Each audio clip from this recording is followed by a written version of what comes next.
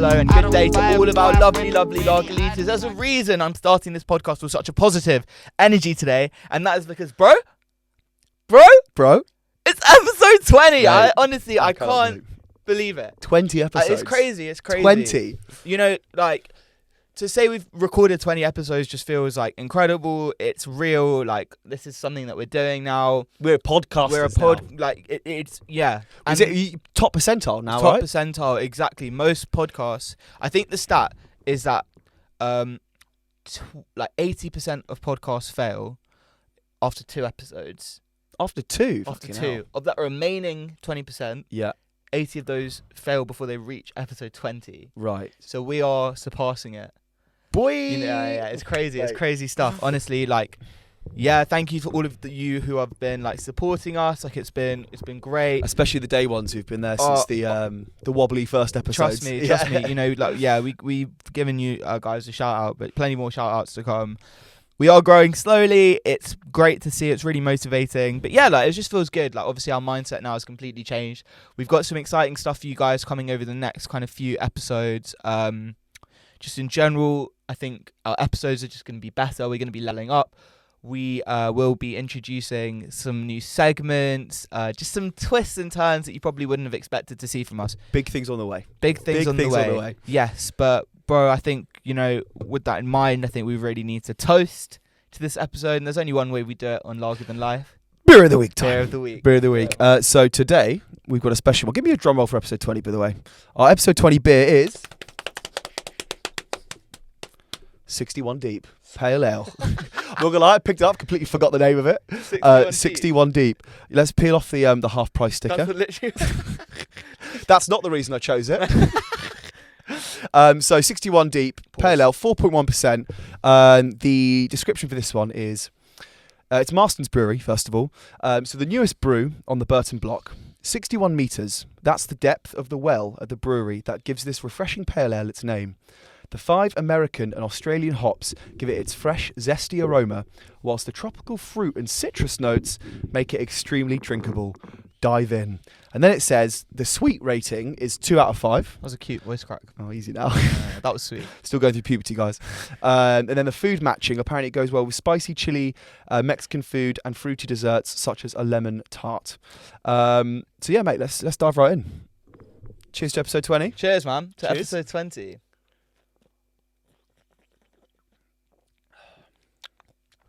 Oh, Ooh, that's all right. That's quite nice. We love the citrus ones at Larger Than Life. We do. That's all right. We do. We love the zesty ones. Pause. It's not. It does taste like it's got. It's not super citrusy. I'd probably give it like a 7. My gut feeling 7.25.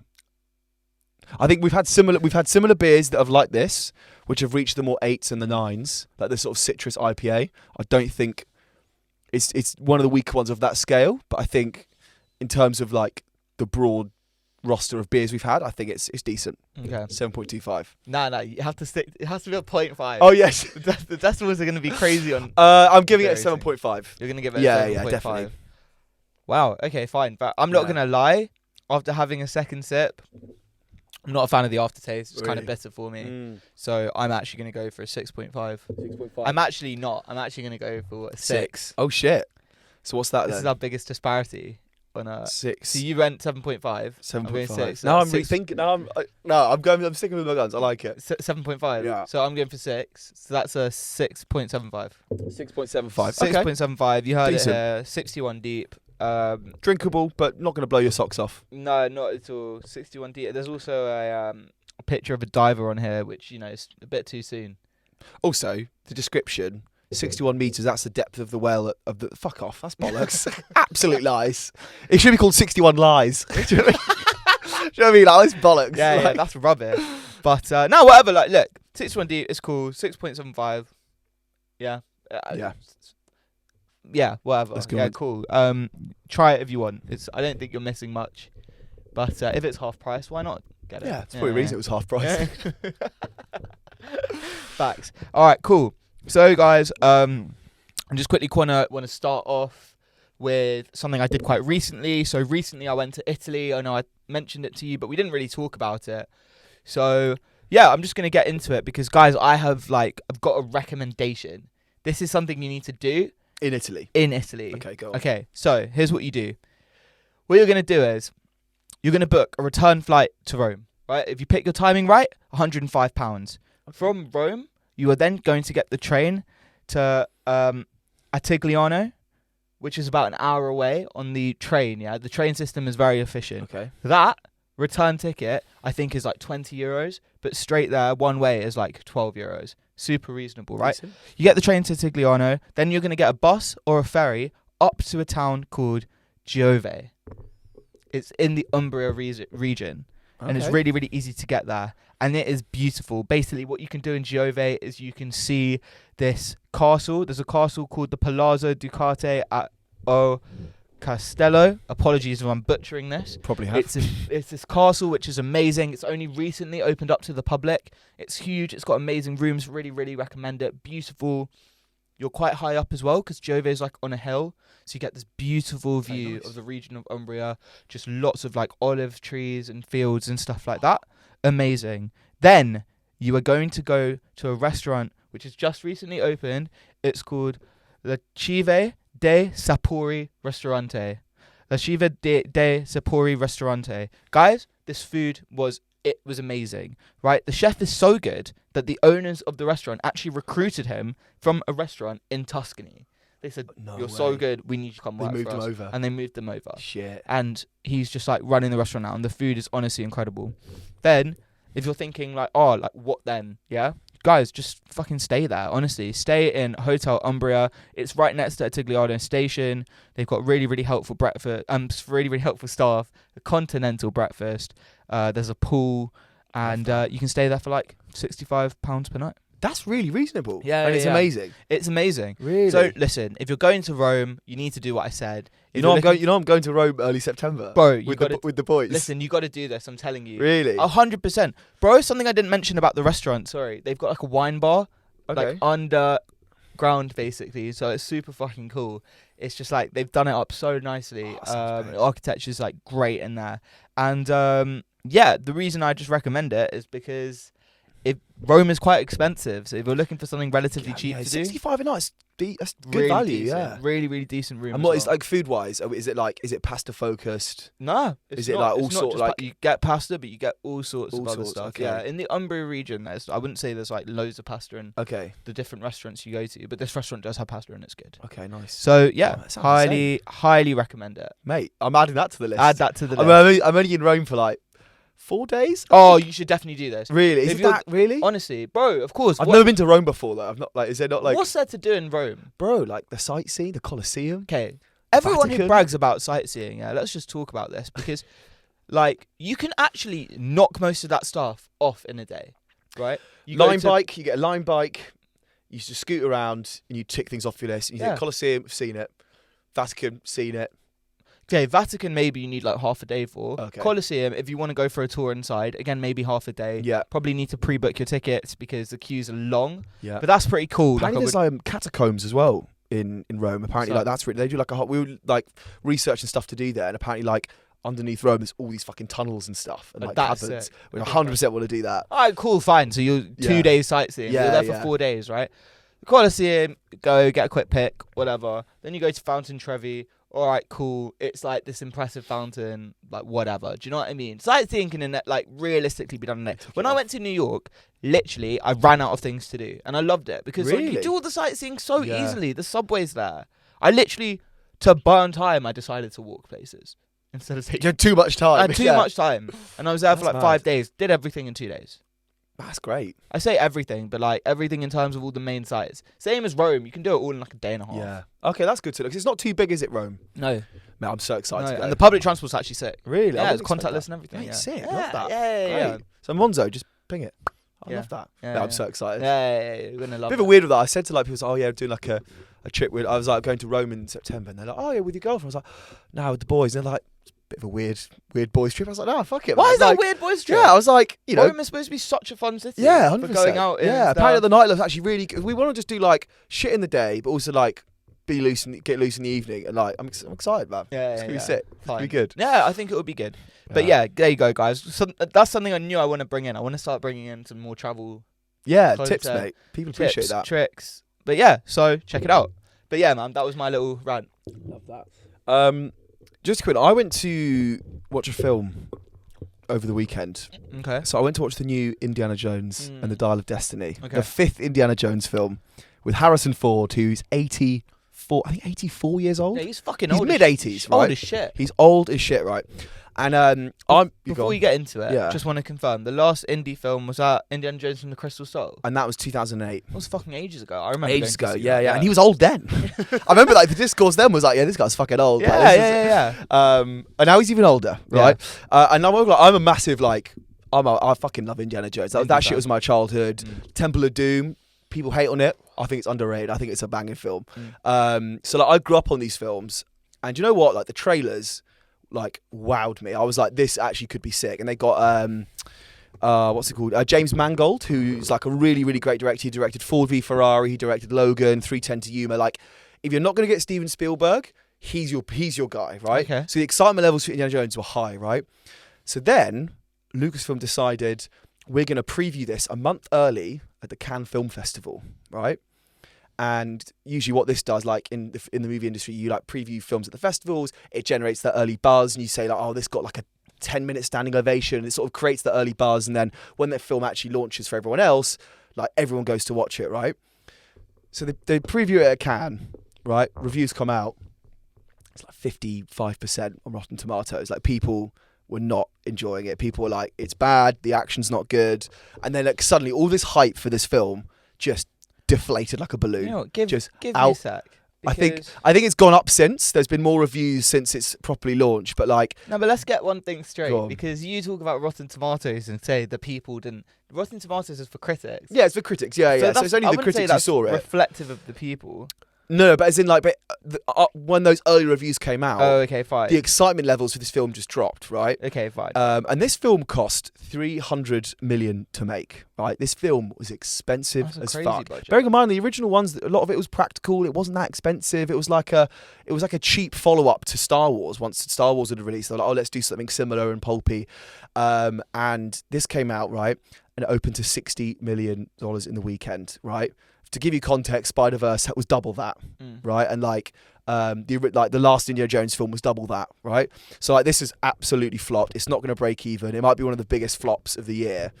So then I was like, obviously all this buzz, my excitement. I lowered my expectations going in, and my sort of general consensus of this film is, I think Indy 5. It's okay, but it's not great, and it's nowhere near as good as it should have been. So like the film starts off, and it's a flashback sequence, right, to end of World War II, and you've got a young Indiana Jones, right, and he's been captured by Nazis. It's a very sort of classic indie situation he's in. They take him. He's got this bag on his head, and then they pull it off, right, and you see a de-aged Harrison Ford, right. But bearing in mind, this is one of the first shots of your film, dude. His face looks so rubbery, mate. This guy, he looked like it was so bad. Like, I feel like deep fakes are so good now that I don't know why they use deep fakes and not they use de-aging and not deep fake. And like, they take his thing, and you're like, the sequence itself is insane. It's like 20 minutes. It's like this high speed chase on a train, and it's like really exciting, and it's like old school Indiana Jones.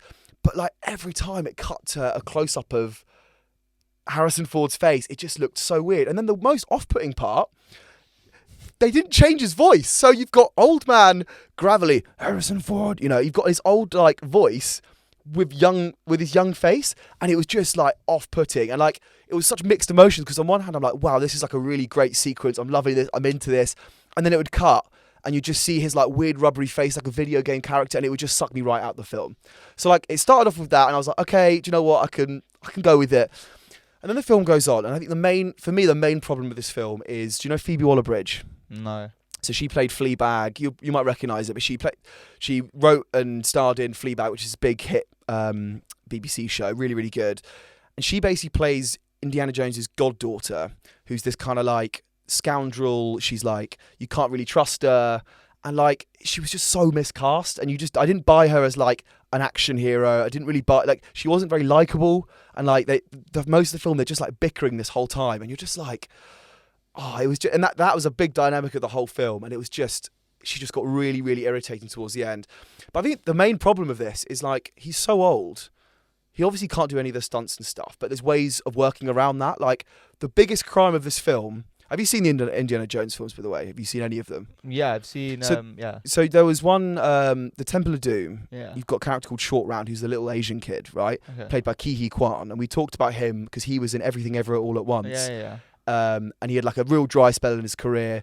Then he won an Oscar, right? Mm. The biggest missed opportunity is not getting him back to play an older Short Round, right?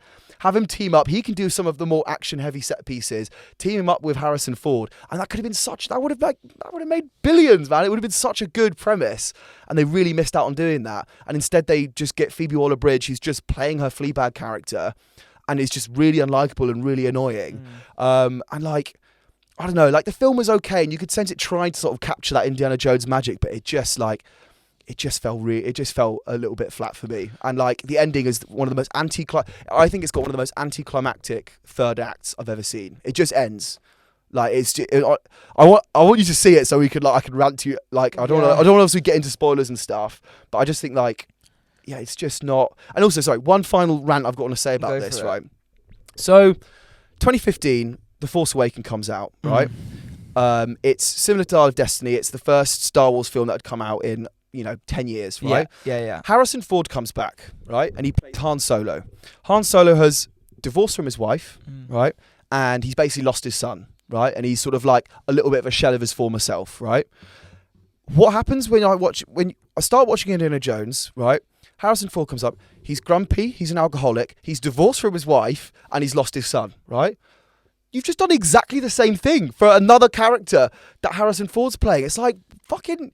People don't want to see a miserable old version of a former 80s action hero. Like, Tom Cruise proved that, like, with Top Gun Maverick, you can have the character still be the same character that they were in the 80s. You don't have to make them, like, a deconstructed, miserable versions of what they used to be before. Yeah. And, like, people don't want to see that, and I think that's why it's flopped. Is it one where he, like, reluctantly, like, got back into... Yeah, it's the classic, like, you know, yeah. There's no need for that.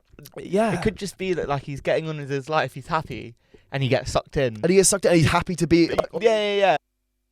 So the film starts, right? And you've got Indiana Jones, and he's drinking whiskey, and he's like drunk, he's alcoholic. There's a party going on next door. He grabs his baseball bat, he's in his underwear, and he's this old 8-year-old man, and he's banging on the door, be like, keep the noise down. It's like, dude, the biggest hurdle of this film is that Indiana Jones is old, right? Why are you trying to make him more miserable and more old than he could be? Like, he could have been this...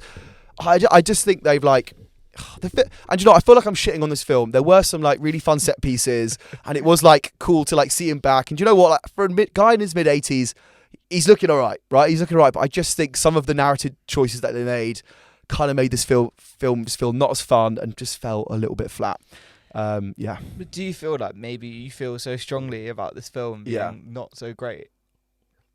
Is that because of it's in the context of watching the other, what you're expecting maybe? I was never expecting it to be like as good as the original three. It's not going to be, if he's mid 80s, there's obviously certain, but like there's a different approach that they could have made with it, and I just think the decisions they made, like he's a damsel in distress for like the whole third act. He's like caught, and like other people are doing all the action and stuff, and it's like I just think you can still be old but like proactive in your own film, and I just feel like they seem to just have made him a little bit more of a secondary character, which is a real shame. But yeah, that is a shame. But yeah, Indiana Jones. Let us know what you thought in the comments. Yeah, for sure. But yeah, you haven't sold it to me. Yeah, I mean, I feel like we talk about a lot of films and I just shit on them, and then you think, I'm not going to watch that. You do. One day you'll be a film critic. One I'm day. looking forward for that. One day. Our next story, some big news, Sarav, on the in the tech space. Yeah. So. Oh yeah. Obviously, with everything going on with Elon Musk and Twitter and stuff, Instagram have stepped up. So Instagram have got a history of, let's say, borrowing or stealing other people's ideas, right?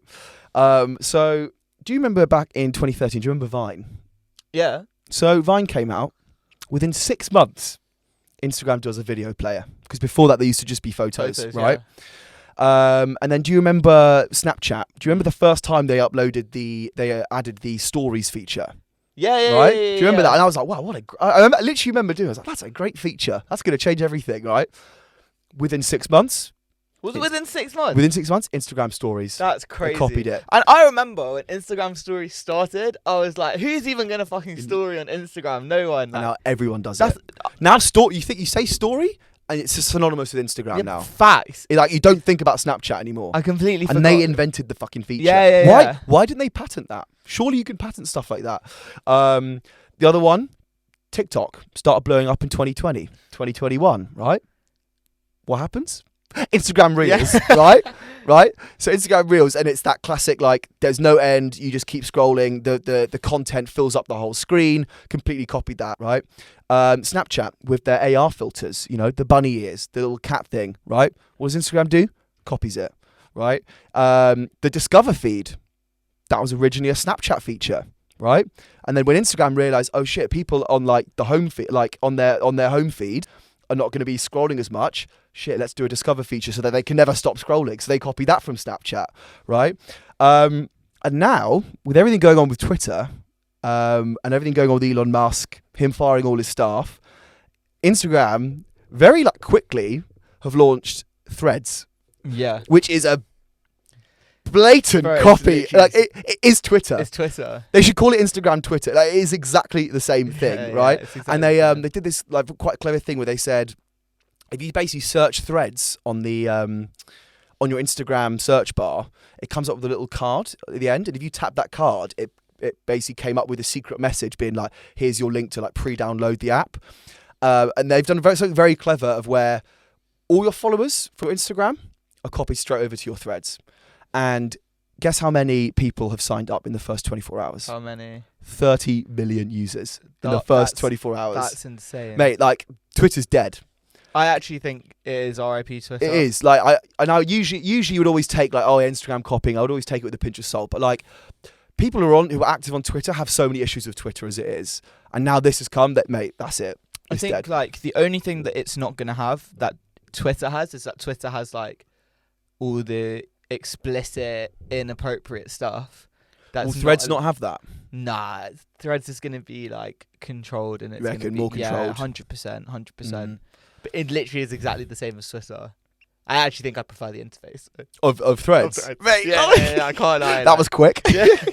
Bro, I can't lie. Like, were you active on Twitter before? Nah, I wasn't. When I was younger, yeah, but then I haven't been in years. I was the same. And like, you know what? The interesting thing about Twitter is that it was like the slowest growing like social media in comparison to the others. So, like, it wasn't getting like new users like Instagram and like TikTok are. The growth was slowing, basically. Yeah. It was stagnant for years. That's the thing. It was like people who use Twitter have been using Twitter. Yeah. Whereas obviously Threads now is like new.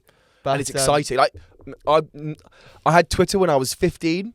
Used it for a few months, never looked at it again. Yeah. Even I've got Threads now. Yeah, really? Yeah, like, I just saw it. I was like, fuck it, I'll download it. Yeah, fair. I don't know if I'm gonna. I might just use it on our. So just FYI. Guys, follow us on Threads. Yeah, we've got Threads. And if you're on Twitter, unfollow us on Twitter and just follow us on Threads. Yeah. But no, as in like, I don't know if I'll actually use it on my personal. I'll definitely be using it for the Longer Than Life account. Definitely. Have we posted at all on that? Yeah, we posted. Nice. Yeah, we posted. Did anyone like it either?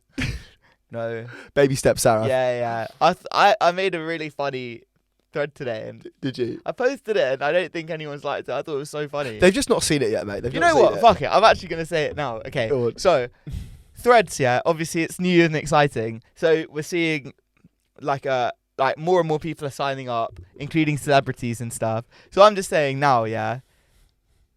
If Heady1 does not make his username Thready1 on Threads, I'm going to be so upset. I'm actually going to be disappointed because I can't think of anything more Heady1 than like doing Thready1. Yeah, he's just... It works. You know what I mean? Yeah. I'll actually be so disappointed. The username writes itself. Thready1. That's what I'm saying, man. So yeah, if you see Heady1 with the username Thready1... You know where it is. You know where it came from. 100%. Yeah, and you're welcome. Love it. Yeah. Do you know what? It's quite interesting. I wonder, like... It's funny that this Zuckerberg versus Elon Musk stuff came out before. Like, I wonder if what do you know that like the story behind all this, like Elon Musk? What the origin story of like this fight? Yeah, like where's it come from? Elon Musk. Someone tweeted, and then it was. I forgot who tweeted first. It was either Zuckerberg or Musk tweeted. Must have been. Yeah. Must have been Elon Musk. Saying they should have a cage fight. And I think like the other person responded. I think Elon Musk tweeted it. And Zuckerberg then responded to be like calm. Because it's such an Elon thing to do to tweet that.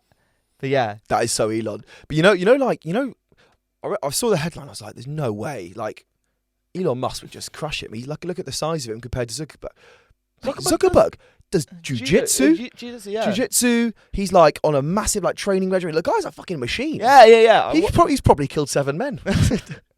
I've seen videos. And he's younger than Elon Musk. I think he'll destroy him. Yeah, of course. Yeah. I've seen some of his fights, and he's actually like not bad. I mean, obviously he's not great. I'm not saying sign him up to the UFC. Yeah. I'm just saying, sign him up now.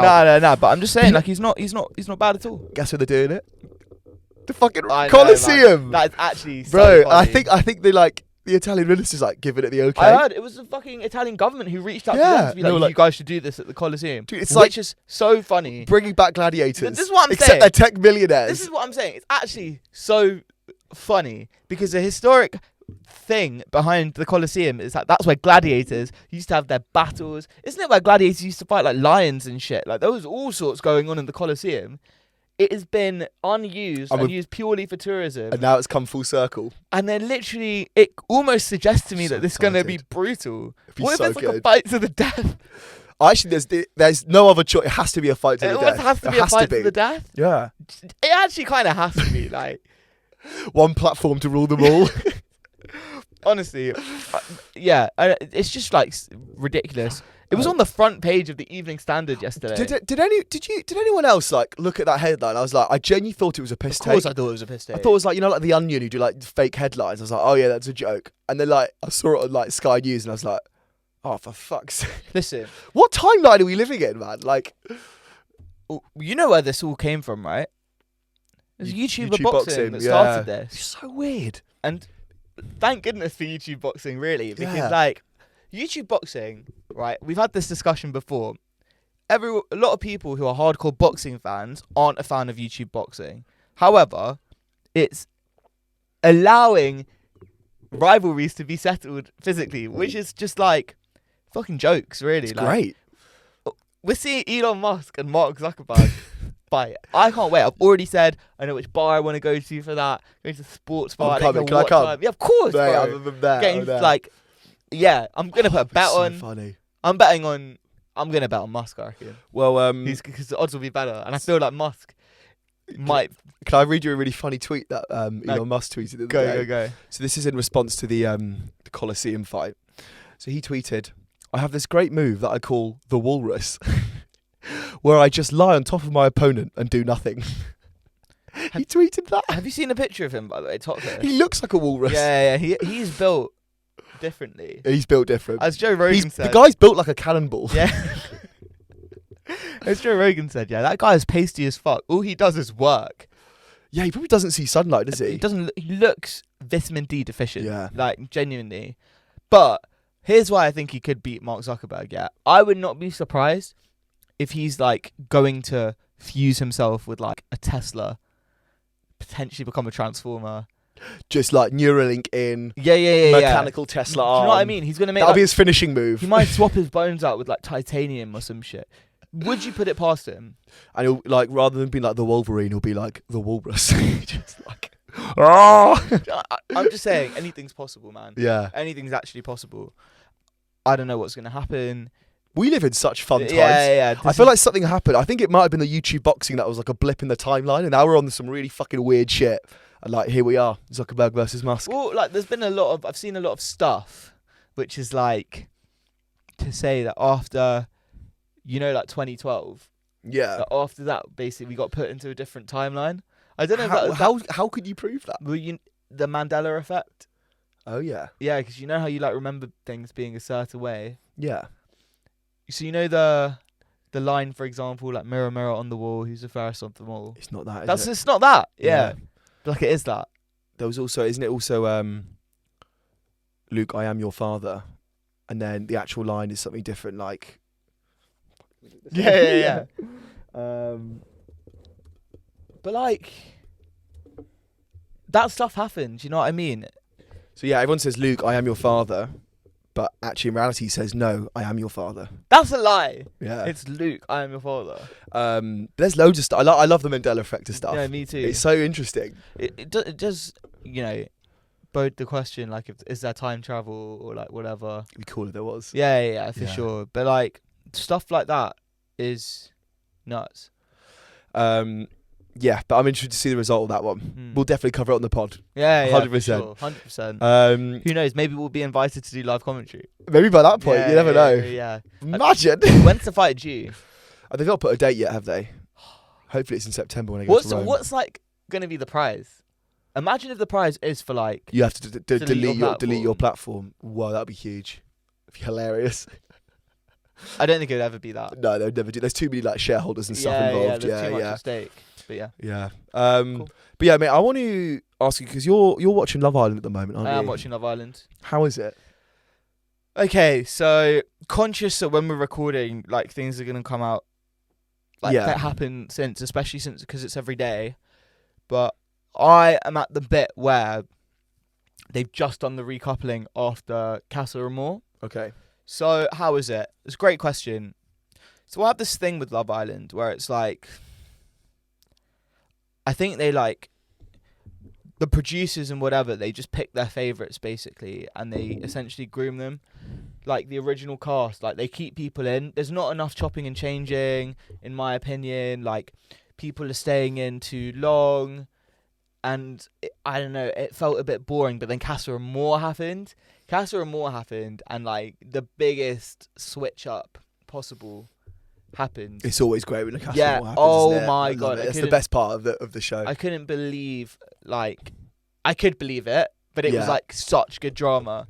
But then equally, they're just like, the producers are actually fucking with people's mental health. So it's kind of like an... But it's entertaining. It is so entertaining. So entertaining. So yeah, my opinion of Love Island this year is that it started a bit slow. It wasn't that exciting. There wasn't much drama.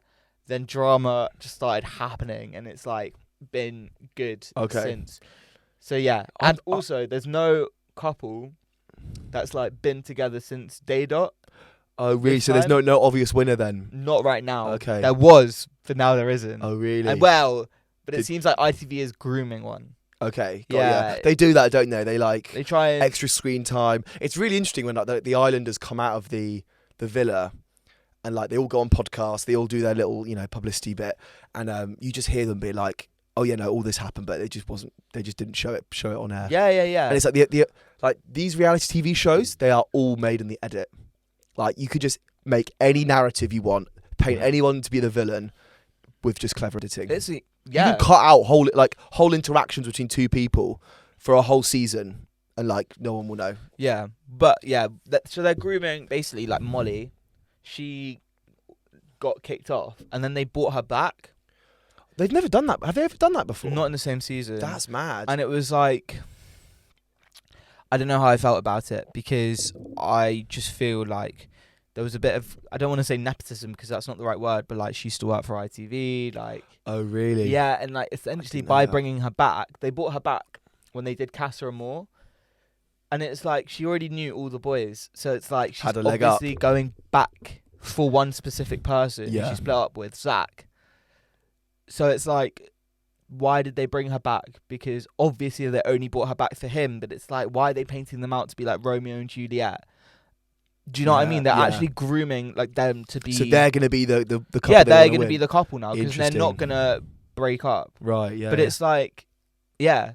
And also, everyone in Love Island is so fucking stupid, yeah, because like they all say, sorry, I'm sure they're not, but they all say this thing when like weird shit happens where they're not expecting it. They're like, what are the chances? Pretty fucking high. You're on a reality TV show where the producers are trying to create entertainment. Do you know what I mean? Like, what the fuck? That's so true. Like what are the chances you'd come back in the villa? Pretty fucking high. 100%. Oh, like, how often do second chances happen? Well, you're on Love Island. What the fuck do you think this is? Yeah, exactly. You fucking idiot. Like, I'm so lucky. I can't believe it. I've got to take this chance. It's like, do you understand what's happened? Like, the producers are trying to do this to you. You're being manipulated. The lack of awareness they have about where they are and the awareness of what that they know where they are as well. They're always like, oh, things move so fast in here, but then they can't see that the producers are literally playing games with them. It's so infuriating. It's actually, yeah. Yeah. But I've got some opinions. And I know you do too. Yeah. I think that Love Island's minimum age requirement needs to change. Really? I do. I don't think it's right that like 18-year-old, 19-year-olds are allowed to go on the show. I think the show should be 21 plus. That's interesting. Because firstly, it seems like the cast is getting younger. That is true. Like most of them are born after the year 2000. Wow.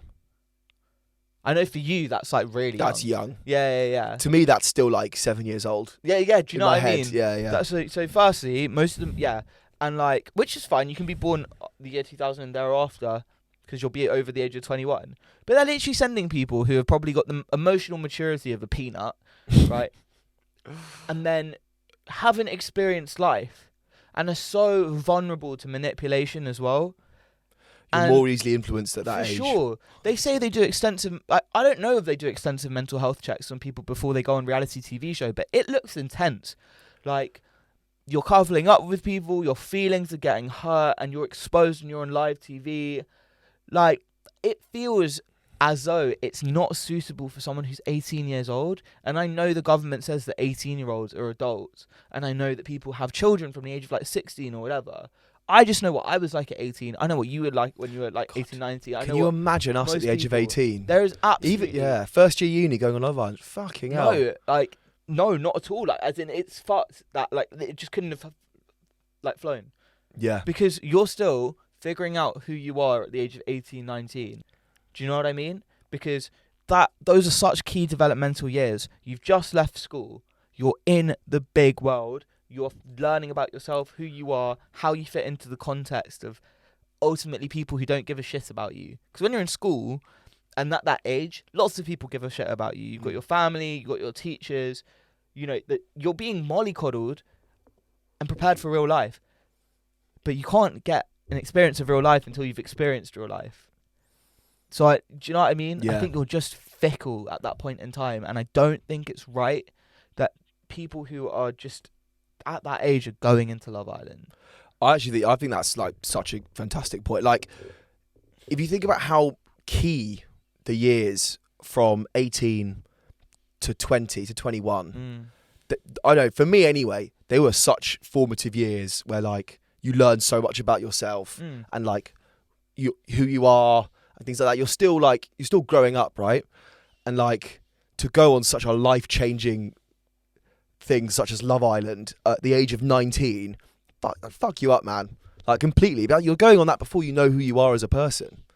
I know, like, some people say, oh, yeah, some 19-year-olds are really, really mature. But, like, I disagree. Like, I think... completely disagree. And there's like, a level to the maturity you would have. Yeah. You can be mature in the context of other 19-year-olds. But a 19-year-old and a 24-year-old are completely different. What's the age, the maximum age that you can have to be on Love Island? Is it like 30? A couple people went in their 30s. I don't think Really? they're strictly... They're not ageist like that. Upper... Yeah, but they're not going to send like 40-year-olds into Love Island or anything. Jeez. Yeah. Also, it protects like some of the noncery that we're seeing in there. A couple of years ago, you had, I think his name was Michael, go for Amber Rose Gill. There was like a 10-year age gap between them. Was there? Yeah. Or Jesus. 8-year age gap.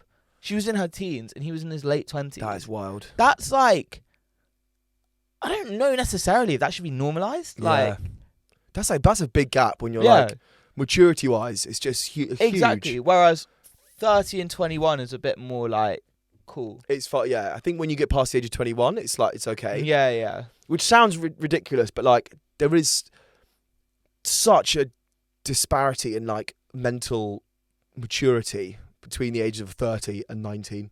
Like massive. But yeah, I feel like, is it me or is Love Island just no one talks about it anymore? I know we're talking about it now, but like this season, like I don't know, like no one at work's talking about it. It just doesn't feel like it's part of the cultural zeitgeist as much as it used to be. Yeah. Like, okay, for example, are you seeing it on your TikTok feed and stuff? Like I am, yeah. You are. So maybe it's just like my... It's because I'm watching Love Island. So it fucking knows somehow. But yeah, I just feel like... But apparently, the Winter Love Island that came out last year, that premiered to 1.4 million viewers for its first episode, right? like 2 or 3 years ago, 3.3 million tuned in for the first episode, and apparently this recent season, the summer one, 1.3 million. So I think like the ratings are like slowly going down and down and down. But like I wonder what I know why. I think I've got a few reasons why. I think the first reason like Love Island just seems to be dying is I think the format's like stale. They've done 10 seasons of it, right? They're not like changing it enough. Where like, you know, back in when Love Island was in its prime, they had like Casa Amor. That came out of nowhere. You're like, what the fuck? Another villa? That was like insane. That was such a massive twist to like the format of the show. And like that's why it became must-watch TV, right? And now it's like, it's the same thing. Okay, it's the Casa Amor time. Okay, they might have the movie night. Oh, we've got to do that. It's the like it's the same beats are happening over and over again, season per season. The other problem is that like you've got this like the same kind of people. It's people who are already semi-influencers, right? And they want to just get a bigger following to get the brand deals. It's people searching for brand deals. When Love Island started, it wasn't like that. It was actually way more normal people, and people really enjoyed that. And I think the reason that ratings are going down now is because I think there's been some really, really good reality TV which hasn't involved influencer models, right? For example, did you ever watch Traitors on BBC? No. Now that is it was insane. It was basically like murder mystery in a house. There's two people are the murderers. There are like 20 other people who are not. And it was Claudia Winkleman was the host. It was honestly incredible. And they literally got the widest range of people from all sorts of different backgrounds. And that did so well. And that was such a massive hit for BBC because it was like, oh, these are normal people I can relate to.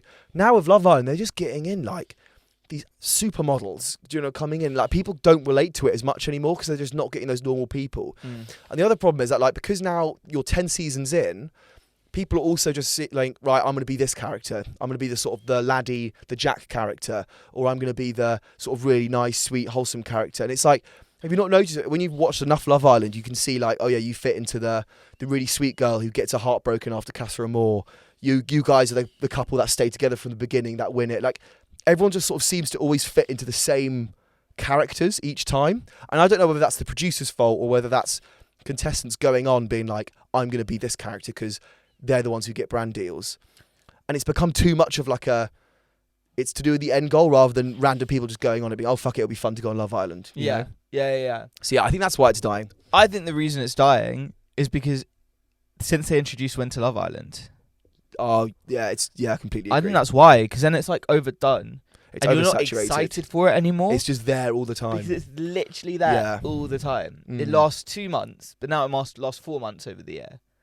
Yeah, it's too much. It's like a third. I'm not going to have a third of my year watching trash TV. That's like the thing. It's too much. Because it's So I didn't watch the winter one this year, but I watched the summer one because I just thought, oh, the summer one's the main one, even though it's supposed to be the same. But it's like, yeah, as you said, I'm pretty committed to watching Love Island most nights. I'm not going to lie to you because it's entertaining. But I can't give up like a third of my year. It's too much. Every single night watching Love Island. That's ridiculous. But I actually think the producers have done well this year to introduce a few more twists. Okay, so what other twists have they done? They brought in a bombshell and they're like, oh, you have to pick someone to couple with. They pick someone and then usually the original person who was in the couple will just have to like walk around the villa and be all mopey. Yeah. And they were just like, she got a text and she was like, you're going home. What? But that's the one who returned, Molly. That's pretty wild. Yeah. So that was good. Yeah. They also like split up like the couple who was together from the start. How did they do that? Split them up. Because so basically Ella and Ty were together, and then they sent Ella to Casa Amor with all the girls, and then they brought in, she's from Scotland and is a model, and they brought in someone who she used to fancy from her town in Scotland, who like was a model as well, and who she like fancied right before going into Love Island. And Ty used to mess around, but then this guy Uzi came in, and she's just like, oh my god, this is like, what are the chances? And it's like, again, pretty fucking high. The producers could put in anyone they want. Like orchestrated. And so she was with this guy called Ty who were together from like the start, and then they split up now. Well, we'll find out more. So that was pretty good. I think if I were a producer in Love Island, I would be doing shit like splitting up couples randomly and splitting them up and be like, time for your test. you guys aren't allowed to couple up in the next recoupling, and you have to go on 3 dates with these people or something. Yeah, I think if I was a producer, I'd sort of put more focus into just fucking shit up. Yeah. Just like fuck up the dynamics, pit people against each other. Like, just, do you know what? What they're missing? They need to ply them with booze.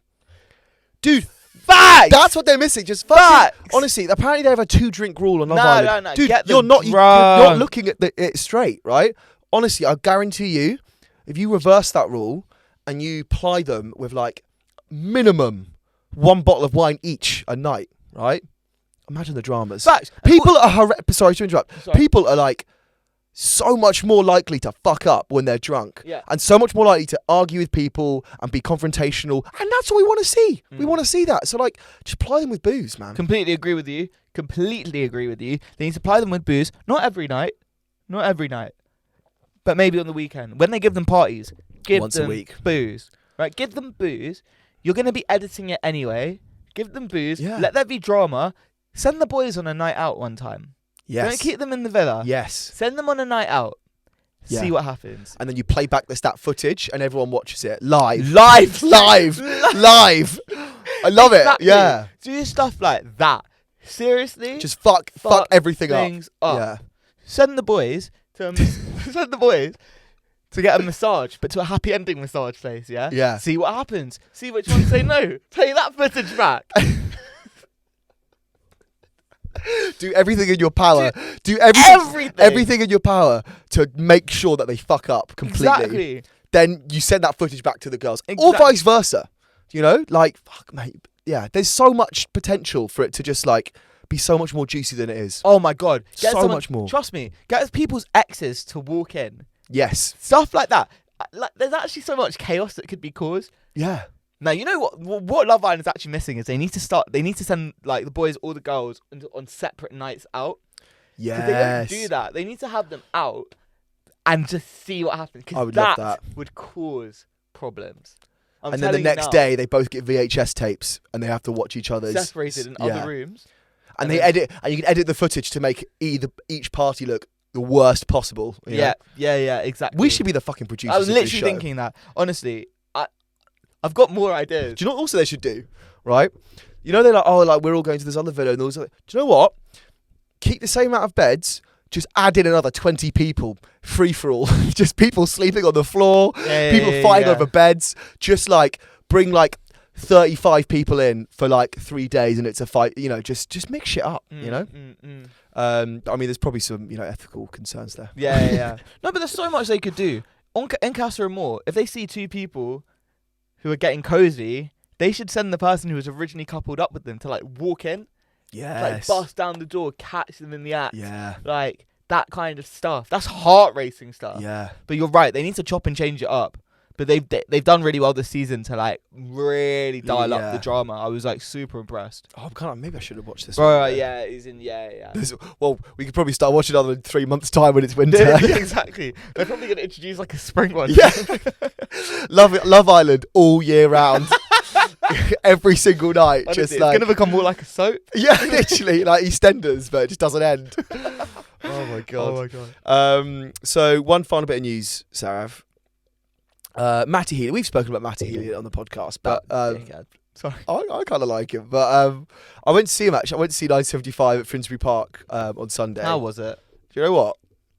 Listen, I like 1975. Yeah, I'm not like an Uber. I was with some of my mates. I like mega fans. Knew all the lyrics to all the songs. I like it. I like their music, but honestly, it was a fucking great gig. He's actually a fantastic frontman. He's a great performer. His singing exactly like it is on like when you hear it on Spotify. Like, it's so good. But he's a very interesting like frontman because he's drinking like a bottle of like Prosecco for the whole set, and he's like kind of, I don't know if he's pretending or if it was a bit, but he was like stumbling around drunk and singing and then it was really random. So we do this. It's like a over 2 hours set. Right, he plays all his main songs. It was really good, and then it ends, and he gets on his knees, and there's a big T-bone steak in front of him. Right, a raw T-bone steak, and he picks it up, and he just bites into it, and he just starts eating this raw T-bone steak. I was like, fucking hell, this is a random end to it. And then he like there's this TV in front of him, and he starts doing like press ups and stuff. They're like playing some other old footage and stuff. And then he stops, and then he crawls through the TV, and then that was the end. No encore, no other song. That was how it ended. It was the most bizarre ending to a gig I've ever seen in my life. Really, really weird. It's like it's really weird. Really weird. Yeah, I was trying to figure out like what's the messaging he's trying to do here, but apparently he's done it all his other gigs as well. He eats a T-bone steak, does press ups in front of the TV, And then that was it. I thought he was going to make some statement about veganism or something. No, he just ended it right there. What's the incentive? Mate, fuck knows with Matty Healy. But yeah, he's been in the news recently. Like he's apologised for all his comments on the Alex Friedland podcast. I don't know if you've seen that. Nah, what? So like, yeah, he's obviously a fairly controversial person as it is, but he basically went on this podcast. He must have been drunk or something, right? But he basically just said some absolutely horrendous stuff, right? What? So he basically was talking about Ice Spice, and he said he was just saying how he slid into her DMs and he hadn't had a response. And then like him and the podcast host were like, they were like trying to figure out like, oh, is she Hawaiian? Is she Chinese? And they were basically like making light of her like her ethnicity. And then they were like doing like impressions and stuff. So that was really bad. He got a lot of flack for that. This is really bad, right? So he said he basically he watches this porn site, right, that focuses on the humiliation and degradation of women of colour, right? He like just nonchalantly revealed this in a podcast, right? And apparently like Reddit users like looked up this this website, and apparently it's like absolutely horrific. And he just nonchalantly said that he watches it in a podcast, like really, really fucked up. And like, yeah, he like just went on to just say like lots of really, really questionable stuff in this podcast. So he got like loads of flack for this, basically like cancelled. But I think he's been cancelled so many times before. But he's done others like outside of this podcast. Like he also did like the Nazi salute on stage. He also like I think in 2016 as well. You know, he obviously dated Taylor Swift for a bit. He was like, oh, I'd never date Taylor Swift because like it would emasculate me, and he got loads of flack for that. Which is why like all the Taylor Swift fans were fucking livid when they found out they were dating. So yeah, a bit of a questionable guy. Yeah, I've said it before. Great music though. And I'll Great say it music. again. Just like need to cancel that dickhead. Honestly, I've had enough. Do you of like him, his man. music? Do you like any of the 1975 songs? I like the first album. First album. Have you listened to the other? They are good. I think he's a great frontman, a great musician, but I do think like he just needs to hold his tongue a bit, because like don't be like Kanye. Don't like say stuff that's like irredeemable. That you just have to stop making music. I just feel like he just like, who does he think he is? Yeah. Do you know what I mean? Like, who does he actually think he is? I don't know. He thinks he's like someone from like a past generation of like rock stars. But he's just not, and he plays like his music's a little bit wet. Yeah, his music's wet. Like, I don't really like. Do you know what I mean? Like, who is he? Yeah. And like, why does he have like the fan base that he does? People love him. I don't know why. People love him. An atrocious person. I think it's more like they like his music than him. And I think like, look, he says some questionable stuff. Such weirdo. But he is like charismatic and eccentric. And I think when you're dealing with like people who don't know 1975 most likely know Matty Healy, right? And I think being a front man of like a rock band, it's like I guess he's just trying to do all he can to just be like out there and put his name out there, you know? I just like. But yeah, Matty Healy, weird bloke, man. Weird just leave bloke. leave him out. Honestly, yeah, that's my opinion of Matty Healy. Yeah, put him in the bin. Put him in the bin. So what's he doing? DMing Ice Spice, thinking he's gonna get a response, and then taking the piss out of her on a podcast. Donut, honestly. Absolute donut. Honestly, donut. Bro, come on, man. Yeah. I just feel like you got to know who you are. And Matty Healy. Know your boundaries. Know your boundaries. Yeah. Like, what are you doing? And also the fact that he DM'd her and then he's watching this porn site. Yeah, it's dodgy. It's really like, dodgy. Just says a lot. Yeah. Like, and he's saying it nonchalantly. I think he enjoys being controversial. I think it's that. I actually like. I don't believe. I wouldn't be surprised if all of this is bollocks. Probably all and it's bullshit. just and it's literally just him trying to. Maybe he's really good at marketing. I also think like his whole heroin thing that I was really into heroin. I think it's complete bollocks. Yeah, I think he might have tried it once. And then he was like, oh, this would be a good little phase for me to have in my sort of big career as a rock star, because I'm not a real rock star unless I try heroin. Yeah. I think that's all it was. Probably. Yeah. I think realistically, It's because I don't think he's... Okay, this is going to sound like this is a controversial thing to say, yeah? I think realistically, and I don't know too much about it, so please tell me if I'm wrong. I think Matty Healy realistically did not have like a difficult upbringing, and like... He's a Nepo baby. Yeah, exactly. I think he probably had a really, really like chilled upbringing and is like relatively privileged in that sense. Yeah. Not saying he's an arsehole because he's I don't think all privileged people are arseholes. Yeah. But I think he was probably relatively privileged. Got to a position and a place where actually he doesn't probably fit in, because a lot of people who are in the industry or whatever maybe haven't had such an easy ride. Yeah. He was a Nepo baby, and I think he feels like he needs to be outrageous to give himself some kind of persona as someone with stories, because realistically doesn't have any. He hasn't got a past to like speak about. And there's nothing wrong with not having a past. But I think he's basically trying to create something out of thin air because he's lacking. That's really it. interesting. And that's just an opinion. I love that. That makes a lot of sense. And I think like he's just trying to say all this stuff because he's trying to be given the character of relevant. This guy's like off the rails. Like, what's he gonna do next? What's he gonna say next? Yeah. And he's got that persona, but like to be honest, it just pisses me off. Do you think he's trying to be like the sort of Kanye, like, oh, he's like a mad genius, you know, like, oh, he's so crazy, he says all these outrageous stuff, but like he makes amazing music, you know? I don't think you can compare him to Kanye for a number of reasons. As in, like, Kanye's way worse. Well, Kanye's way worse, and in my opinion. No, okay, let's not talking like Nazi Kanye. I'm talking like back when like 2016 Kanye, where he used to just like come off with these like mad rants and stuff, like, and just be in the news for all sorts of weird stuff. Yeah, he said some horrific stuff. Yeah, and like also, he's just, in my opinion, way more talented than Matty Healy. I'd agree with that. Yeah, way more talented. Way more. Like, yeah, and I don't know. Kanye didn't have like an easy upbringing either, which means that maybe there's more of a reason for why he's like, okay, I'm gonna stop myself now before I say something nuts. But not that, I don't know. I just think like, I think maybe Kanye has actual like trauma from his past, whereas just Matty Healy, I think he's trying to create trauma. Yeah, I completely agree with that. So that's why I don't think you can compare them. Yeah. But yeah, fuck you, Matty Healy. On that note. Yeah, straight up. But yeah, guys, thank you very much. This has been a fun episode. I've enjoyed it. This one. Episode 20.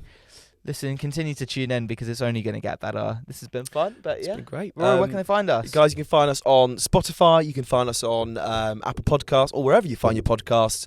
And for short form content, you can find us at largerthanlife _ LTL. Llama Tango Llama. You can find us on TikTok. You can find us Instagram. Give us a follow. Threads. Subscribe. Fucking hell. You can also follow us at Threads. Is it the same handle? largerthanlife _ LTL. So yeah, guys, follow us there. And we'll see you on the next one. Cheers, guys. Peace. Thanks very much. Blood and diamonds, go on wearing